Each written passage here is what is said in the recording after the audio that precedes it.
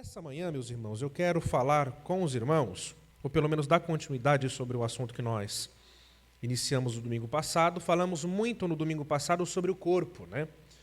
E como o corpo ele deve receber uma atenção, ou a teologia do corpo deve receber uma atenção especial por parte dos crentes, e como que a teologia do corpo traz algumas implicações para a nossa vida, como o cuidado que nós devemos ter com o nosso corpo, o respeito que nós devemos ao nosso corpo. E hoje eu quero falar um pouco sobre a alma, né? Então vou pedir para que os irmãos abram suas Bíblias em Zacarias capítulo 12, por favor. Na verdade, quem pode abrir em Zacarias capítulo 12, diga eu. Então, irmã Rebeca. Quem pode abrir em Mateus capítulo 16, verso 26, diga eu. Miqueias. Quem pode abrir em Provérbios capítulo 21, diga eu. Irmão Evaldo. E por fim, Filipenses capítulo 1, do verso 22 ao 23. Quem pode, diga eu. Filipenses, nossa irmã Jaira, tá?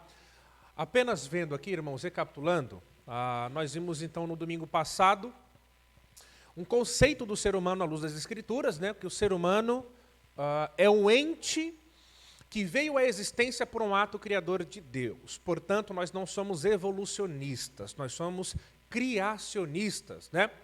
Feito à sua imagem e semelhança, constituído por corpo material e alma racional e imortal, cujo propósito pelo qual foi criado é glorificar aquele que o criou. Então, nós fomos criados com um propósito, e o propósito para o qual nós fomos criados foi glorificar a Deus. Então, quando o ser humano ele entende que esse é o seu propósito de vida, ele vive uma vida de satisfação. Ele encontra a verdadeira satisfação porque ele agora entende que tem um propósito, que é glorificar aquele que o criou. Então, nós vimos aí alguns textos que fundamentam esse conceito. Tá? Nós estamos tendo um pequeno probleminha aí, né, com a nossa projeção, nós já vamos arrumar. E vimos também na semana passada, falando sobre a teologia do corpo, que o corpo do homem foi criado a partir do pó da terra, Gênesis capítulo 2. Né? E nós vimos que há, então, um paralelo entre a palavra terra, né? Adamá, a palavra hebraica terra, Adamá, e a palavra hebraica para Adão, que é Adam, né? Que também pode ser traduzida como homem, né? Então há um paralelo entre a palavra homem em hebraico e a palavra terra. Existe uma conexão do homem com a terra porque foi a partir da terra que nós fomos criados por Deus, né? Vimos também que, à luz da Bíblia, o homem recebeu de Deus um organismo físico formado do pó da terra. À luz da Bíblia, ao homem foi dado uma alma. E à luz da Bíblia, o homem foi criado com um propósito bem estabelecido. Vimos, então, essas fundamentações bíblicas, né? Tá aqui a nossa tabelinha.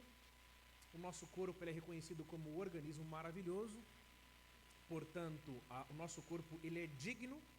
E nós devemos tratá-lo com dignidade. Vimos que não foi assim no primeiro século, né? O gnosticismo, ele trouxe uma proposta bastante anticristã na tratativa do corpo, né? Entendendo que, na verdade, o corpo é mau, a matéria é má, não importa a forma como você trata o seu corpo.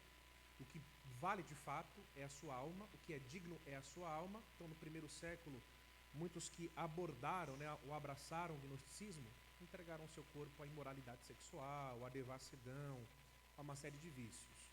Porque no final das contas o que era importante era a alma. Então nós vimos que com base na Bíblia, não apenas a alma é digna, mas o corpo também. Então nós devemos tratar o nosso corpo com dignidade. De uma perspectiva cristã, neotestamentária, o corpo é templo do Espírito Santo. E aí nós encontramos uma motivação a mais para cuidar do nosso corpo. Porque é templo do Espírito. E vimos também que no final da história, o nosso corpo, então, ele será ressuscitado, né? Então, o nosso corpo, ele permanece na narrativa da história, do início ao fim. E eu quero, então, falar sobre essa segunda tabelinha aqui, tá? Vamos falar um pouquinho, então, sobre a alma. Então, quem abriu em Zacarias capítulo 12, verso 1, leia em alto bom som, por favor.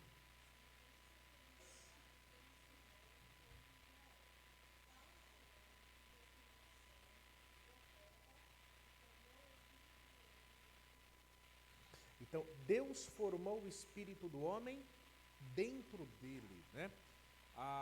Pela narrativa de Zacarias capítulo 12, verso 1, Zacarias ele está fazendo aqui uma referência aos primeiros capítulos de Gênesis, né? Então Deus ele criou o céu, Deus ele criou a terra e formou o espírito dentro de Adão.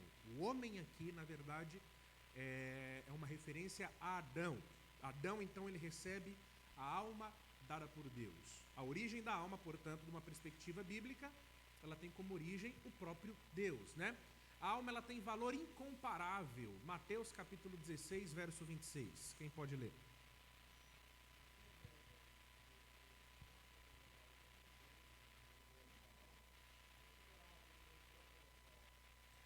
O que adianta então o homem ganhar o mundo inteiro e perder a sua alma, né? Então a alma, de uma perspectiva bíblica, ela tem um valor incomparável. O que vale ganhar o mundo inteiro, né? Talvez aqui esteja falando de poderio, de posses, né? O que vale então ter poder, ter status, né? Ter riquezas e perder a sua alma, né? Então nós encontramos aqui um texto que fala a respeito do juízo divino, do juízo divino. Então a alma ela tem valor incomparável e nada nesse mundo, riquezas, posses, né, se comparam ao valor da alma, né? A alma ela também tem personalidade. Interessante que a Bíblia ela atribui a nossa personalidade à alma, né, a essa parte imaterial do homem. Então, Provérbios capítulo 21, verso 10, quem pode ler bem alto, por favor?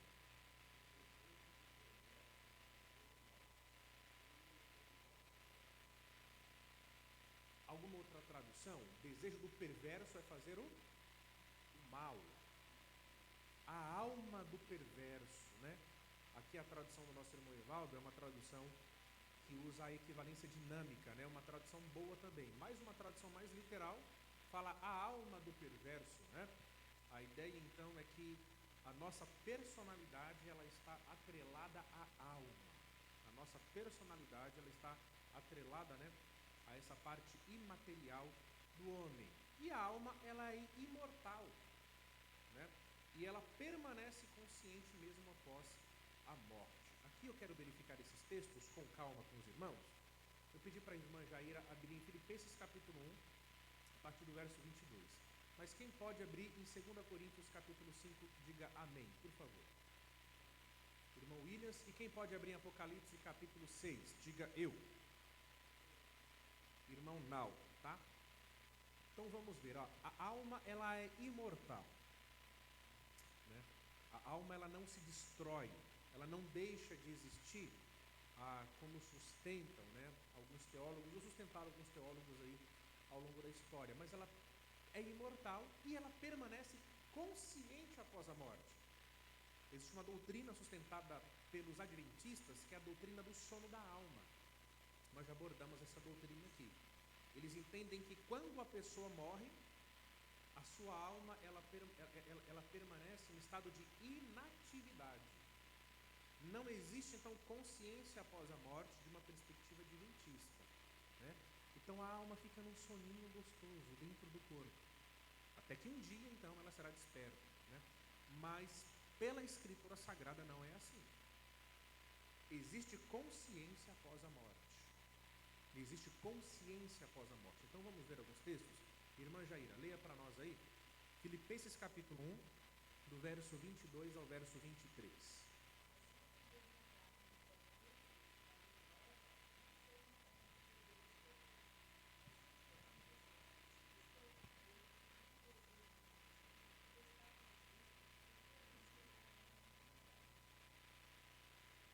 Então, Paulo diz assim, prefiro partir e estar com...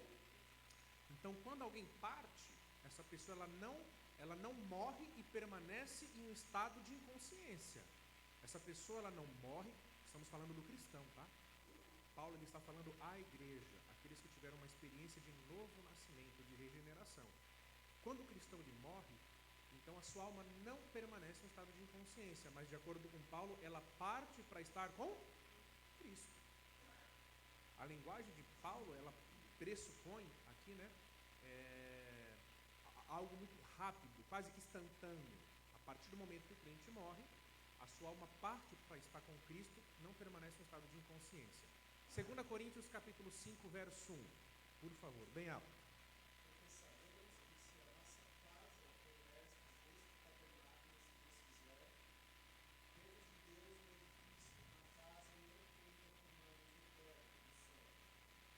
Amém. Verso 8 também, Will, por favor.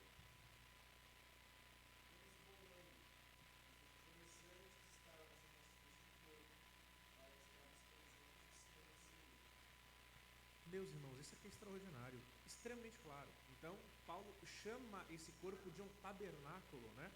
Que ele é temporário. E se esse tabernáculo se desfizer, se essa casa terrena se desfizer, nós temos uma casa onde? No céu. Né? Então, a ideia de uma alma que permanece em estado de inconsciência, dormindo, tranquilinho, isso não se fundamenta pela Escritura Sagrada, né?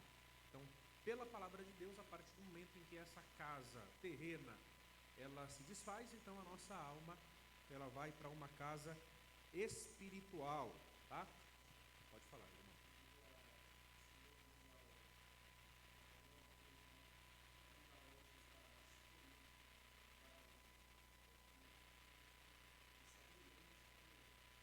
É muito interessante isso, né? É dito para o ladrão na cruz, né? Ainda hoje você estará comigo no paraíso. Ainda hoje. Então, essa é uma doutrina, irmãos, que nos traz muito consolo. E é uma doutrina que deve nos ajudar a lidar com o medo da morte. Algumas pessoas sofrem muito com o medo da morte, né? A morte tem sido um dos dilemas mais antigos, né, da humanidade. Mas, de uma perspectiva bíblica, o crente ele não deve temer a morte, porque a partir do momento em que o seu corpo, né, enfim, todas as suas funções orgânicas param de funcionar aqui, ele não deixa de viver. Ele parte para estar com Deus. Ele parte para estar com o Senhor. E uma experiência quase que instantânea, ainda hoje estará comigo no paraíso. Isso é extraordinário. É extraordinário, tá? Ainda dentro de uma perspectiva da doutrina adventista, eles manipularam a gramática desse texto, propondo uma interpretação que não se sustenta. Então, todas as interpretações que nós encontramos hoje, na verdade, a maioria esmagadora das traduções, o texto diz, ainda hoje estará comigo no paraíso. Os adventistas, então, para sustentar a doutrina do sono da alma, eles mudaram a ordem das palavras, falando que, na verdade, sustentando que, na verdade, o texto diz, hoje te digo, você estará comigo no paraíso. Não faz sentido. Jesus falar, hoje te digo. É claro que Jesus está falando hoje. Se eu me refiro aos irmãos, falo com os irmãos, eu não preciso falar para os irmãos que eu estou falando hoje, preciso? Amanhã te digo. Não faz sentido. Né? A interpretação correta, a ordem correta é, ainda hoje estará comigo no paraíso. Ainda hoje estará comigo no paraíso, né? A alma, portanto, ela permanece consciente após a morte. Nós temos ali a narrativa do rico e do Lázaro, né? Não se trata de uma parábola. Não se trata de uma parábola, né? Às vezes nós falamos parábola, mas assim, sem levar em consideração que parábolas possuem uma característica própria e narrativas possuem uma característica própria, né? Parábolas, quando nós estudamos no Novo Testamento, nós percebemos que nomes não são atribuídos aos personagens da parábola. Porque a proposta é que o conto fictício, ele carrega com um tipo de ensinamento, de orientação. Já quando nós encontramos a narrativa do rico e do Lázaro, nós encontramos características que não estão presentes na parábola. Por exemplo, o nome Lázaro é dado, né? Então, nós entendemos que trata-se de uma narrativa, não de uma parábola. E ali, nós encontramos o rico que morreu e nós encontramos o Lázaro que morreu. E o rico, ele foi para o inferno. E o Lázaro, ele foi para o seio de Abraão, que é um sinônimo de paraíso, né? E ali nós percebemos que tanto o rico, ele permanece extremamente consciente da sua experiência em vida, quanto o Lázaro também permanece extremamente consciente das suas experiências em vida. A diferença é que o rico que foi para o inferno, porque rejeitou a palavra dos profetas, porque rejeitou todas as informações relacionadas a uma vida piedosa, ele sofria por conta da sua condição em pecado, né? Então ele disse em algum determinado momento para Abraão: olha, manda que alguém dos mortos vá até os meus parentes e anuncie para eles que esse lugar é horrível. E aí Abraão diz: olha, não é possível que alguém parta do mundo dos mortos para o mundo dos vivos. Deus, ele não permitiu, né, que esse tipo de experiência fosse possível. Por isso que, de uma perspectiva bíblica, espiritismo não se trata de algum tipo de dinâmica no mundo espiritual que foi autorizada por Deus. Nessa narrativa, Deus diz que não permitiu que os mortos eles tivessem contatos com os vivos. Então, se alguém tem algum tipo de experiência como essa: pastor, eu fui em um determinado lugar, a pessoa ela recebeu meu pai, recebeu minha mãe, se comunicou comigo e me contou coisas que eram particulares da minha vida. Ok, não foi uma experiência divina, provavelmente, certamente uma experiência diabólica. Ah, pastor, mas contou experiências que apenas eu tinha conhecimento. Ok, provavelmente uma experiência diabólica. Segundo a Bíblia, os demônios eles são imateriais. Segundo a Bíblia, os demônios eles são antigos e eles podem perfeitamente acompanhar a vida de uma pessoa, a vida de uma família, memorizar os seus costumes, memorizar as suas características e através da possessão de uma determinada pessoa, trazer tudo isso à memória. Isso é perfeitamente possível, né? Então, segundo a Bíblia, por que eu digo segundo a Bíblia? Porque nós somos cristãos, ok? Então, a nossa cosmovisão, a nossa percepção do mundo, ela tem que partir da Escritura Sagrada. Então, segundo a Bíblia, não há fundamentação para a reencarnação, não há fundamentação para que uma pessoa, então, ela receba a alma, o espírito de outro. De acordo com a Bíblia, a alma é própria de um corpo específico. Uma alma não pode migrar de um corpo para o outro. Não existe isso segundo a Escritura Sagrada, tá? E a gente não consegue fundamentar isso. Apocalipse capítulo 6, irmãos, por favor. Do verso 9 ao 11.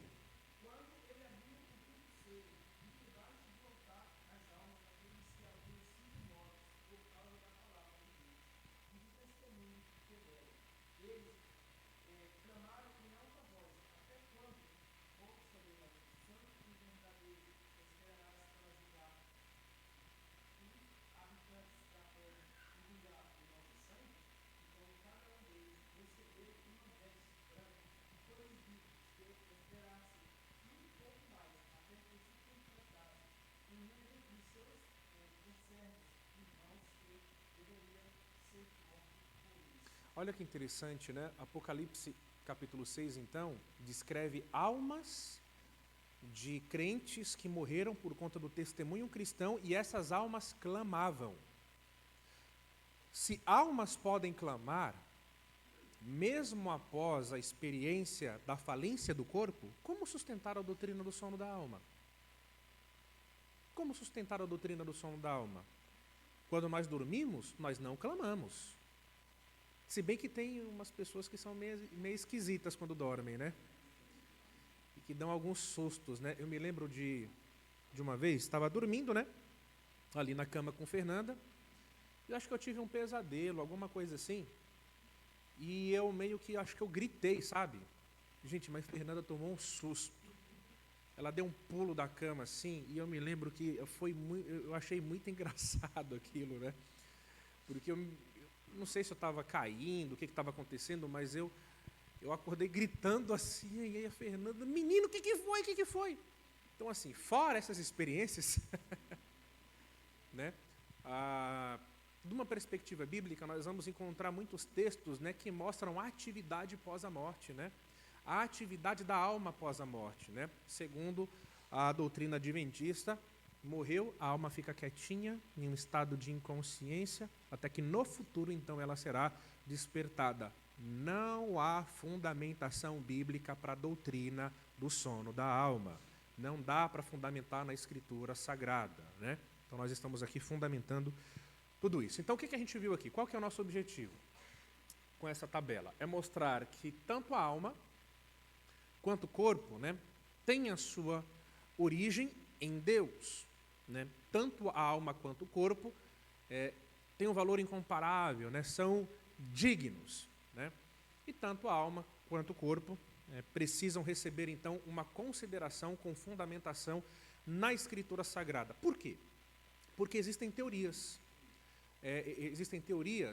Algumas surgiram dentro de círculos cristãos, outras não, mas que apontam, né, para uma teologia do corpo, uma teologia da alma, que não dá para, que não respeita, na verdade, né, todo o ensinamento bíblico, né, ou não respeita a teologia bíblica. Quero tentar falar com os irmãos sobre isso aqui, concepções sobre a origem da alma, tá? Eu acho que só vai dar para a gente abordar isso aqui hoje. Esse é um tema bastante difícil de abordar, porque os textos bíblicos eles não são tão claros, mas dá para assumir uma posição. Eu separei aqui pelo menos 5 posições a respeito da concepção sobre a origem da alma. Tá? Dessas 5, apenas 2 merecem alguma abordagem mais séria. Apenas 2 elas são bem conhecidas nos círculos cristãos. E dessas 2 que nós vamos dar alguma ênfase, eu sustento, a minha posição, então, ela tem que ver com uma delas.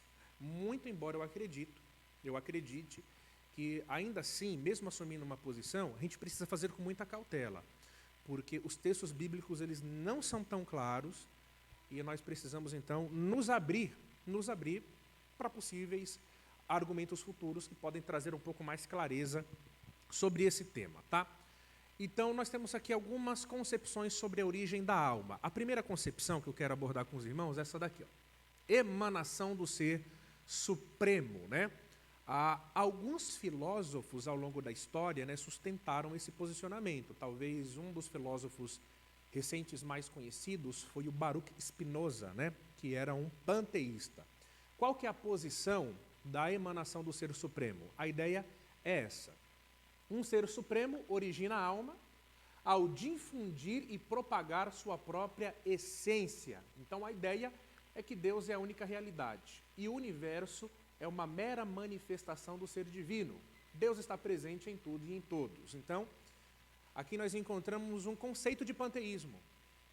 Então, para alguns pensadores, para alguns intelectuais, o ser humano, ou na verdade toda a criação, é uma mera expressão ou extensão do ser de Deus. Quem sustenta ou quem defende uma posição panteísta entende que nós carregamos uma substância essencialmente igual à de Deus. É uma posição muito perigosa. Não tem como fundamentar isso na Escritura Sagrada. Parte de considerações lógicas, mas não dá para fundamentar isso na palavra de Deus, né? Então, o panteísta, no final das contas, ele acaba acreditando que tudo é Deus. Se Deus é a única realidade, e se todas as coisas que existem são uma mera extensão do ser de Deus, no final das contas, tudo é Deus. Tudo é Deus. Então, nós não cremos assim, tá? Não pensamos assim. Mas é uma concepção sobre a origem da alma. Uma outra concepção da origem da alma, está aqui, ó. Criação simultânea ou pré-existencialismo, né? A ideia é que todas as almas foram criadas por Deus de uma só vez quando se originou o mundo. Então, por exemplo, a ideia é que todas as almas estão criadas e preservadas em um mundo ideal. Então, quando o corpo humano é formado, essa alma ela é pega daquele mundo ideal e ela é acoplada no corpo humano. Então, essa foi uma ideia defendida por Platão e Orígenes, inclusive, ele chegou a postular que essas almas que foram criadas, e que aguardam até a sua união com o corpo material, físico, essas almas elas estão conscientes em algum lugar. Que doideira, né? Essas almas elas estão conscientes em algum lugar. Muito curioso isso. E Orígenes também vai chegar a dizer que essas almas elas só serão conectadas ao corpo humano porque elas pecaram. E a punição para essas almas é a conexão delas com o corpo humano. Dá para criar um negócio desse? Essa criação simultânea, o pré-existencialismo, ele também dá fundamento para a doutrina da reencarnação. Então, de acordo com a doutrina da reencarnação, quando nós morremos, a nossa alma, então, ela sai do nosso corpo e ela permanece transitando em algum determinado lugar. Talvez consciente, talvez não.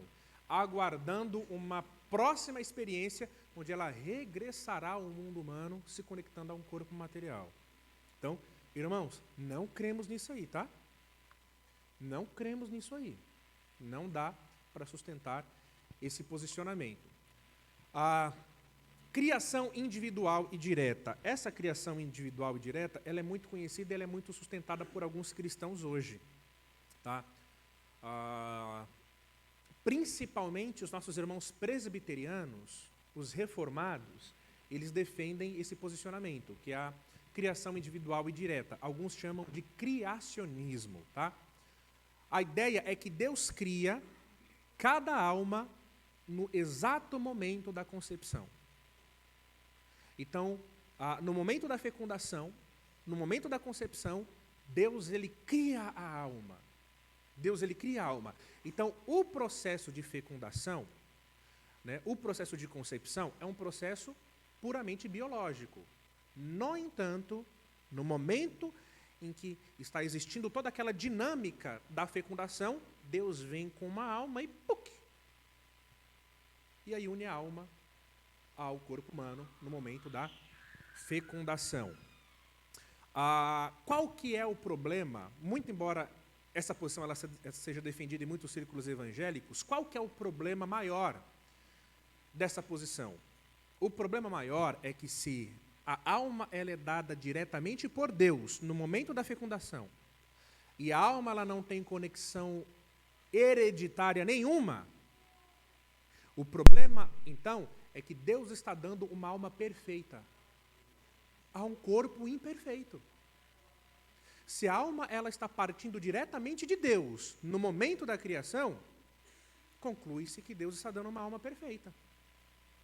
Se ela tem origem direta em Deus, Deus está dando uma alma perfeita a um corpo imperfeito no momento da concepção. Difícil sustentar isso aí. Tá?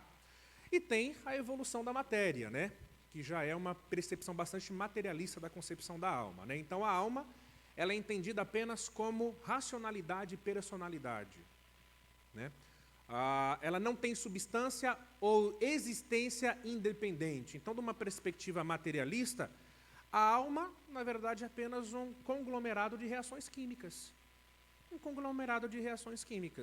É assim que talvez um químico vai responder, talvez um físico vai responder. Esse negócio de espírito, de alma, que sai do corpo, não existe. A alma, na verdade, ela é um conglomerado de reações químicas. Né? Trata-se de um fenômeno do próprio corpo. Um fenômeno da corporeidade, resultado da evolução. Né? Então, também não cremos assim. O que nós cremos, irmãos? Pelo menos essa é a nossa proposta. Talvez a melhor proposta seja a proposta do traducionismo. Tá? Nós temos aqui uma frase de Agostinho. Agostinho, ele defendeu o traducionismo, tá? E Tertuliano também. O André ia falar de Tertuliano, né? Então, nós temos uma frase em latim. Por que eu coloquei latim aqui? Porque tem alguns irmãos que gostam de ler latim durante a semana, né? E depois eu coloquei aqui a tradução, né? O que Agostinho falou, né, sobre esse tema bastante polêmico e que também não é tão claro. Agostinho ele tratou de maneira muito humilde, tá, esse tema. Ele falou assim: trata-se do mais obscuro debate, não sendo sustentado por certos e claros documentos das divinas escrituras. Então não é claro. No entanto, através de uma observação cuidadosa de alguns textos, nós podemos sustentar uma posição. E talvez a posição que melhor aborda a origem da alma à luz da Bíblia seja, então, o traducionismo. Tá? Então, vamos lá ver em que consiste essa posição. O termo traducionismo tem a sua origem no vocábulo latino tradux, que significa ramo de uma videira. Tá? A ideia é que cada ser humano é um ramo dos seus pais. Então, observa-se a concepção humana, né? Observa-se, então, a forma como os seres humanos eles são procriados, e, de alguma forma, né, percebe-se uma relação da procriação do corpo humano com também com a origem da alma, por assim dizer. Né? Então, a ideia é que cada ser humano é um ramo dos seus pais. A alma dos filhos, portanto, ela deriva da alma dos pais. Assim como acontece com o corpo. Assim como o corpo ele tem a sua derivação do corpo dos seus pais, então a alma ela também é de alguma forma passada de pai para filho. Né? A pessoa inteira, alma e corpo, então ela é gerada. O homem inteiro deriva sua substância de seus progenitores. No entanto, isso não exclui a atividade divina no processo, pois Deus continua mediando a propagação humana. Né? Os opositores do traducionismo, eles diziam assim, o traducionista diz que Deus ele criou de uma só vez o ser humano, deu-lhe a alma, e todo esse processo de procriação acontece automaticamente agora sem a intervenção de Deus. Corpo humano e alma humana é recebido, né, hereditariamente através do processo de procriação. Deus não tem interferência nenhuma. Mentira. Nós vamos ver que, com base na Escritura Sagrada, Deus ele está presente de alguma forma, mediando esse processo. Deus ele não está completamente ausente. E tem base bíblica para isso, tá? Isso aqui não é uma construção, não é um construto, né, da intelectualidade, não. Mas a gente tem fundamentação bíblica para isso. Então, vamos ver alguns textos bíblicos. Quem pode abrir em Gênesis capítulo 5, verso 2, diga amém, por favor. Verso 3. Irmã Jaira. Quem pode abrir no Salmo 139, verso 13, diga amém. Irmão Evaldo. Quem pode abrir no Salmo 51, verso 5, diga amém. Glória a Deus. Quantos améns? Irmão Naldo? No 51. Hebreus capítulo 7. Quem pode? Esse talvez seja um dos textos mais claros, tá? A respeito do traducionismo. Quem pode? Miqueias. E por fim, Romanos capítulo 5, verso 12. Quem disse eu? A Brenda, tá? Então, nós acreditamos, a nossa posição é que tanto o corpo como a alma deriva, né, tem a sua origem nos pais, no processo de procriação, mas isso não exclui a interferência divina ou a atividade divina. Deus ele não está completamente excluído desse processo. Tem a câmera ali, tá? Então vamos lá, irmãos. Gênesis capítulo 5, verso 3. Quem achou pode ler.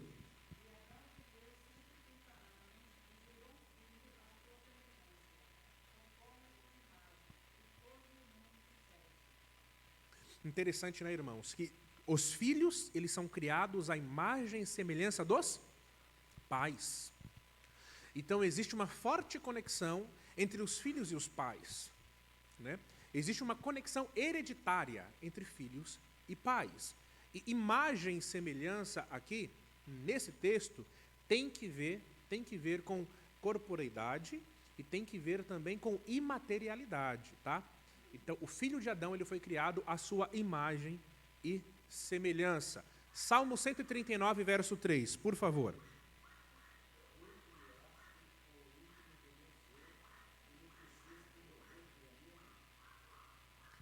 Então, no processo de fecundação, né, no processo do desenvolvimento ali, né, do feto, existe atividade divina. Deus ele não está completamente ausente. O salmista diz que tu me teceste no íntimo da minha mãe. Então, existe presença divina, existe atividade divina também no processo de criação, né? E, ao meu ver, isso é um argumento que favorece o traducionismo, tá? Salmo 51, verso 5, quem pode ler? Olha que interessante, o salmista diz, né? Eu nasci em iniquidade e em pecado me concebeu minha mãe. Se nós acreditamos, ou se nós sustentamos o criacionismo, né? A doutrina que entende que Deus ele pega a alma e a coloca no corpo humano no momento da criação, nós estamos então sustentando que Deus está dando uma alma pecadora ao corpo. Porque o salmista me disse que em pecado fui concebido. Então, o salmista, ele entende, a perspectiva, né, a doutrina do pecado do salmista, de Davi, é de que ele havia herdado o pecado da sua mãe, do seu progenitor. Em pecado me concebeu a minha mãe, em iniquidade fui formado. Então, o ser humano, ele herda a sua natureza pecaminosa dos seus progenitores. Dos seus progenitores. Então, a ideia de uma alma perfeita não se sustenta aqui. Deus também não daria uma alma pecaminosa para ninguém. Isso vai contra a natureza do ser divino, tá? Agora, irmãos, esse texto aqui é um texto muito curioso em Hebreus. E eu vou pedir para que os irmãos abram comigo, por favor. Eu quero que todos abram, tá? Eu pedi para que um irmão pudesse fazer a leitura em alta voz, mas eu quero fazer a leitura desse texto com todos os irmãos. É um texto muito curioso. E a linguagem usada aqui em Hebreus, nós não encontramos em nenhum lugar da Bíblia, que não aqui. A forma como ele constrói, né, enfim, toda a sua frase, realmente é algo bastante curioso e parece fundamentar o traducionismo. Parece fundamentar o traducionismo. Então, Hebreus capítulo 7, a partir do verso 4.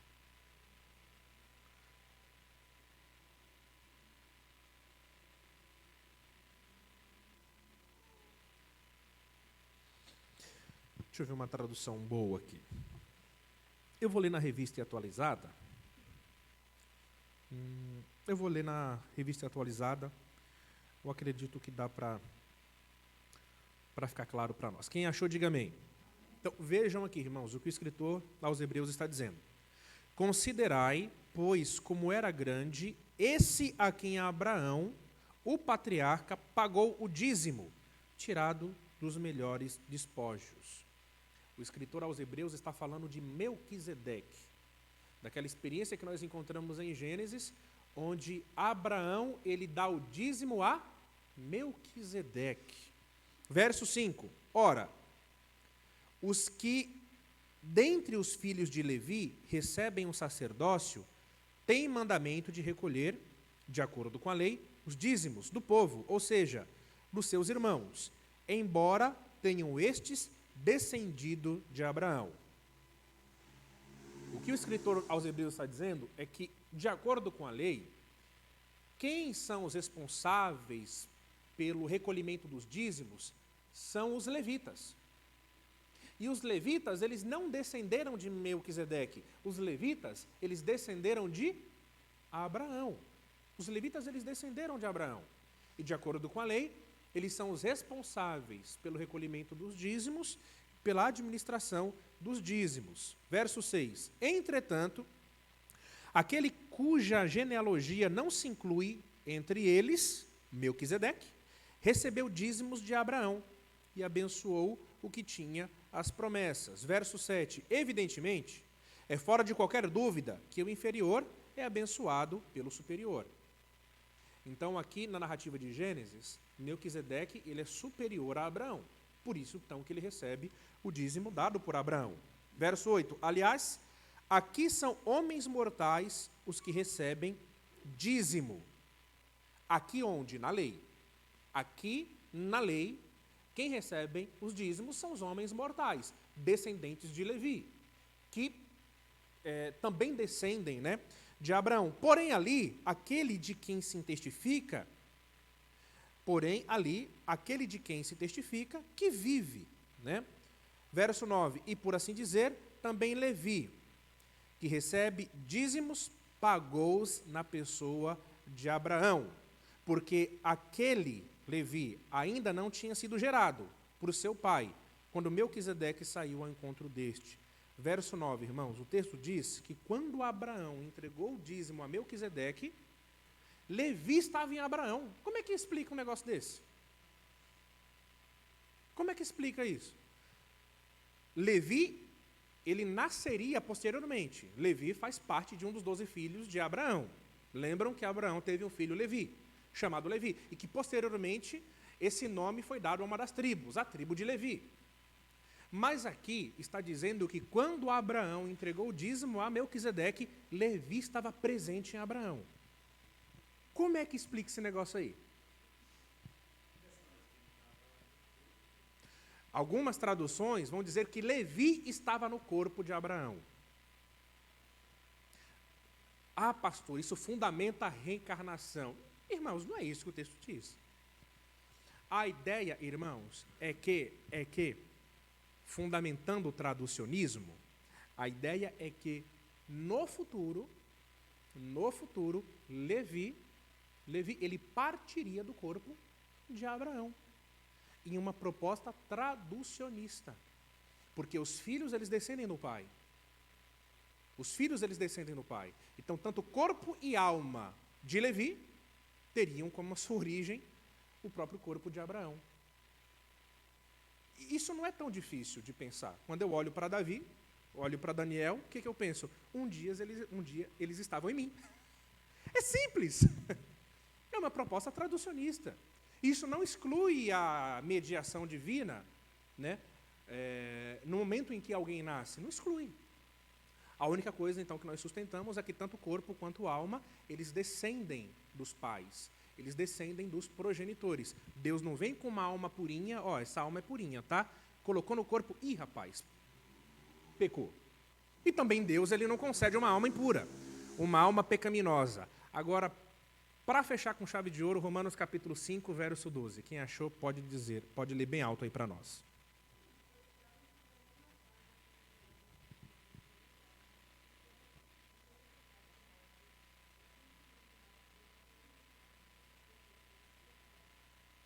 Então, Adão, ele foi a porta de entrada para o pecado no mundo. E a partir de Adão, todos pecaram, porque nós herdamos a culpa de Adão. E como que nós herdamos a culpa de Adão? Por hereditariedade. Simples assim. Apenas um homem, na história da humanidade, nasceu fugindo do processo do traducionismo. Apenas um homem na história da humanidade, ele nasceu sem herdar o pecado de Adão, ou sem herdar a culpa de Adão. Quem foi esse homem? Como foi o processo de concepção de Jesus?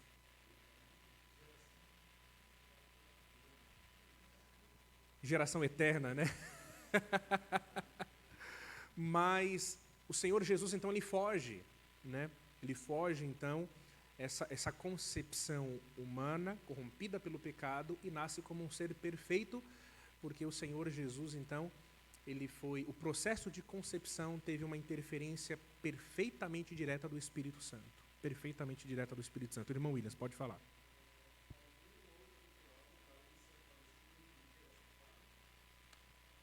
Tertuliano, né?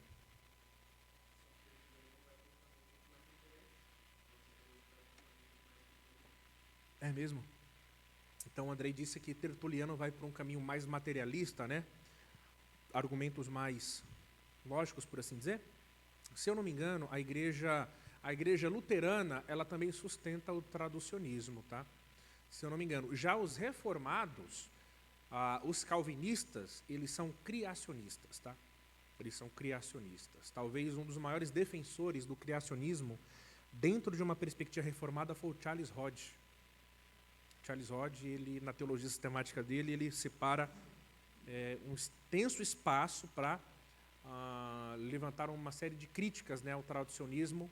Na minha opinião, nenhuma delas se sustenta, e quase que todas podem ser usadas contra o criacionismo também. O neocalvinismo?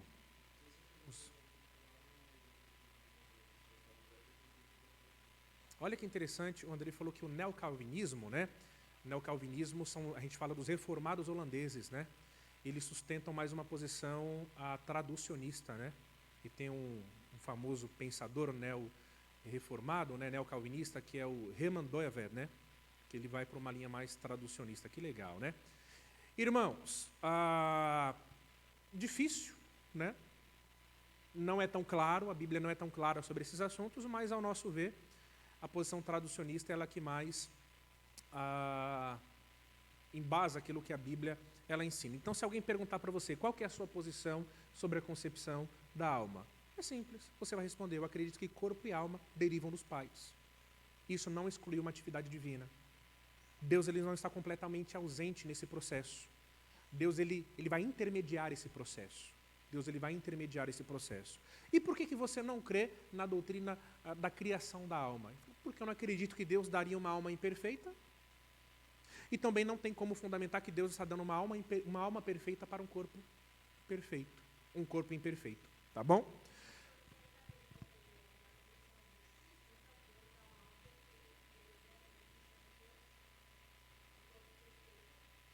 Assim, o criacionismo necessariamente não fundamenta na experiência de Cristo, porque Cristo ele não foi criado. Na verdade, ele é eterno como Pai, né? Mas no que se refere somente o processo seria parecido, por assim dizer, né? Somente o processo da encarnação seria parecido. Mas o Logos ele sempre existiu. O Logos é eterno, né? Nosso Senhor Jesus. Amém, meus irmãos? Nessa manhã, então, vocês agora estão totalmente preparados para um debate acadêmico, tá? Misericórdia. Na próxima semana, eu quero falar sobre a composição humana, né? Se o homem ele é composto por corpo, alma e espírito, que é uma posição chamada de tricotomista. Se o homem ele é composto apenas por alma e corpo, que é a posição dicotomista, ou se o homem ele é um todo indivisível, né? Alguns vão chamar essa posição de monismo, tá? Então, no próximo domingo, a gente vai falar um pouquinho sobre isso. Coloque-se de pé.